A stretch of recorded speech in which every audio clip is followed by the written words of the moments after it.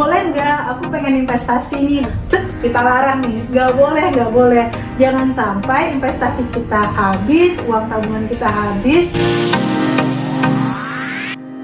Hai teman-teman JSS, ngelanjutin nih video sebelumnya, kita akan jawab pertanyaan kedua nih dari teman-teman JSS. Nah, pertanyaannya ini masih terkait tentang nih video yang FCU ya, kesehatan. Nah, di sana ini ada teman-teman JSS yang masih nggak sehat nih kondisi kesehatannya. Yaitu apa? Dia belum punya asuransi kesehatan dan juga asuransi jiwa. Karena kebetulan statusnya ibu rumah tangga berkeluarga ya. Nah, dia pengen bilang nih, boleh nggak aku pengen investasi nih dari jajan suami, tapi belum punya asuransi nih, baru punyanya dana darurat. Nah, kira-kira kalau teman-teman udah nonton video, jawabannya apa? Tahu ya? Kita larang nih, nggak boleh. Jangan sampai investasi kita habis, uang tabungan kita habis ketika kita tidak ada asuransi. Kenapa sih butuh asuransi? Oke, misalkan nih asuransi kesehatan, kita lagi sakit gigi dan dokter bilang itu butuh dioperasi. Coba bayangkan kalau pendapatan kamu 5 juta seperti contoh di video sebelumnya, dan kamu nggak punya dana darurat. Ya mungkin bisa ya tanpa asuransi, tapi coba bayangkan keadaan yang lebih darurat. Misalkan nih, wallahu alam, kita kecelakaan atau rupanya ada penyakit di dalam tubuh kita yang kita baru tahu. Dan biayanya biasanya, saya pernah lihat status teman nih, seorang nakes bilang bisa ratusan juta. Apakah kamu punya? Ya mungkin dari hasil investasi ada, atau tidak cukup juga. Akhirnya kita luntang-lantang kan mencari bantuan. Ya mungkin kita terpapar di kasur, di rumah sakit, tapi keluarga kita yang repot. Kita nggak mau kan mereka udah khawatir dengan keadaan kita di rumah sakit, lalu juga khawatir nih bagaimana cara memenuhi kebutuhan.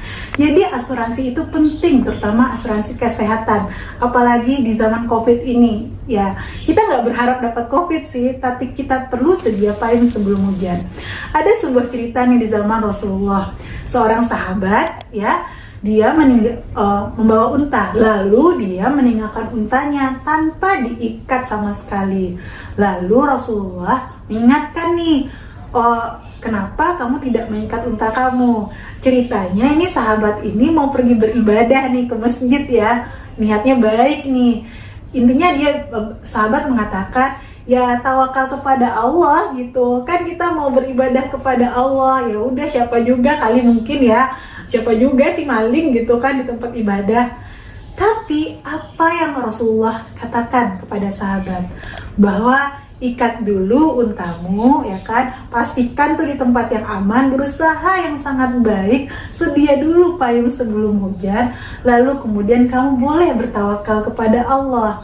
Nah, Masya Allah ya Rasulullah ya, pesan yang sangat dalam bahwa bertawakal kepada Allah itu adalah sesuatu keharusan, tapi kita perlu menyiapkan dulu ya kan, apa hal-hal yang penting. Oke, itulah pentingnya asuransi kesehatan. Dan minimal banget nih ya, kalau yang punya pendapatan tetap dari kantornya ya kan, atau pegawai perusahaan ya sudah terpakai dari BPJS kan, atau asuransi kantor, ya gunakan saja. Kedua nih, kalau misalkan usaha mandiri, misalkan memang sebagai investor atau pembisnis, ya minimal nih kalau bisa usahakan asuransi syariah dong. Kan kita teman-teman JSS, jajan saham syariah. Tapi teman-teman, ada kemungkinan nih misalkan kita masih belum dimampukan Allah ini untuk asuransi syariah ya kan, kita bisa menggunakan manfaat yang diberikan pemerintah, yaitu BPJS. Nah, teman-teman pasti agak ragu juga nih tentang BPJS kehalalannya ya. Kita bahas di video yang lain ya tentang ini ya. Tapi intinya gunakan minimalnya BPJS. Nah, yang kedua nih tadi pertanyaan mbaknya, apakah harus asuransi jiwa? Untuk mbaknya nggak penting, tapi untuk suaminya sebagai keluarga itu penting juga ya. Coba bayangkan, misalkan nih suaminya tiba-tiba meninggal di awal. Ya kita nggak berharap suami kita meninggal duluan ya. Tapi faktanya bisa dicek bahwa umur wanita lebih panjang dibandingkan umur pria. walaupun ada juga yang sebaliknya ya, tapi data statistik membuktikan seperti itu. Nah, kalau misalkan suaminya meninggal kita kakek nenek mah nggak masalah ya. Tapi ini banyak nih single mother ya kan, yang dia harus membesarkan anak-anaknya 1, 2, 3, dan ibu ini tidak punya kemampuan lain atau tidak punya pendapatan lain. Ataupun jika dia bekerja, akhirnya ketika suaminya meninggal, dia punya 2 peran. Jadi ibu rumah tangga juga, kemudian juga harus bekerja. Akhirnya anaknya tidak terurus dengan baik. Coba bayangkan sedia payung sebelum hujan jika kita memiliki asuransi jiwa. Andaikan kepala keluarga meninggal, ibunya tetap bisa mengurus anak-anaknya seolah-olah bapaknya hadir ini.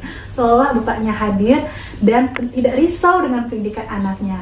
Tetap care mengawasi anaknya dan tidak usah pusing dengan keuangan. Karena ada asuransi jiwa yang kemudian dapat membantunya. Ya pastinya pilihlah asuransi jiwa syariah. Intinya ini mengamankan seperti kisah Rasulullah tadi. Bahkan nih ya di Al-Quran, nanti dicek ya, Allah pernah mengatakan bahwa ketika kita meninggal, kita harus memperhatikan bagaimana warisan kita, lalu kita memperhatikan anak cucu kita yang tertinggal. Jangan sampai mereka tidak terberdaya. Itu pesan penting dalam agama. Oke, jadi udah terjawab ya kenapa 2 hal ini penting. Buat teman-teman, jika ada komen-komen lain, jika ada keraguan-keraguan lain, yuk silahkan kita bahas di bawah ini. Lalu jangan lupa subscribe, like, and share nih, supaya teman-teman di luar sana juga makin melek keuangan dan kemudian bisa jadi investor mandiri. Dan kita juga semakin semangat ini untuk bikin konten. Ya, assalamualaikum teman-teman. See you in the next video.